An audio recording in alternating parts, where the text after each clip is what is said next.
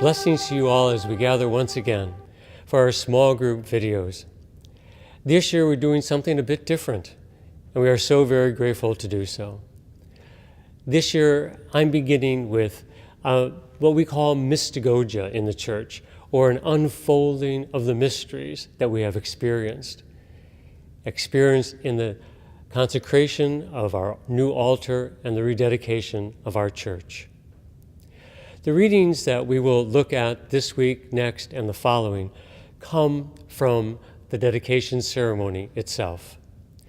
The first is from the book of Chronicles, probably a book that maybe you have not read or been familiar with, but it is of the dedication of Solomon's temple.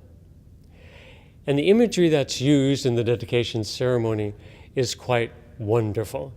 So as you have already reflected upon it, maybe just a few things that I would like to point out to you and link them to the ceremony itself, whether you were able to be there or not. King Solomon, after having built the temple, now prepares to dedicate it.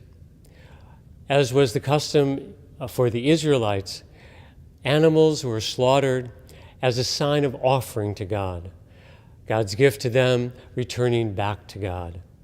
And there were more numerous than they could count. And then all the priests would line up, all the people would gather, and then there would be a gathering and bringing the Ark of the Covenant into the Holy of Holies. And then with the blare of trumpet of over 100 trumpets from the priests, suddenly the cloud of heaven came down and the presence of God rested in the temple. What a beautiful image of God's presence that brings us back to Mount Sinai, to when God made the covenant with his people. In our dedication ceremony, after the proclamation of the gospel and Archbishop Sarton gave a beautiful homily, he then invites us to pray the litany of the saints, our forebears, those who've gone before us, those who we revere as living a life of faith and of offering themselves to God. After calling upon the saints in their intercession, we then process forward with the relics of our two saints that will be placed in the altar itself, Felicity and Lucy. Once they are placed, then the Archbishop will anoint the altar with sacred chrism. Chrism is only used at baptism, confirmation, and ordination. When the bishop places the oil on the altar, he will use lavish amounts of oil. And our altar mensa, or the top, was especially prepared so that when the oil was placed and he begins to rub the oil into the altar, it would flow down the sides of the altar and onto the floor. Once he has done that, then he goes to stations within the church and anoints the walls of the church so that the whole place is meant to be anointed. The Archbishop then incenses the altar and the church, very similar to our prayers, rising up in grateful thanksgiving to God.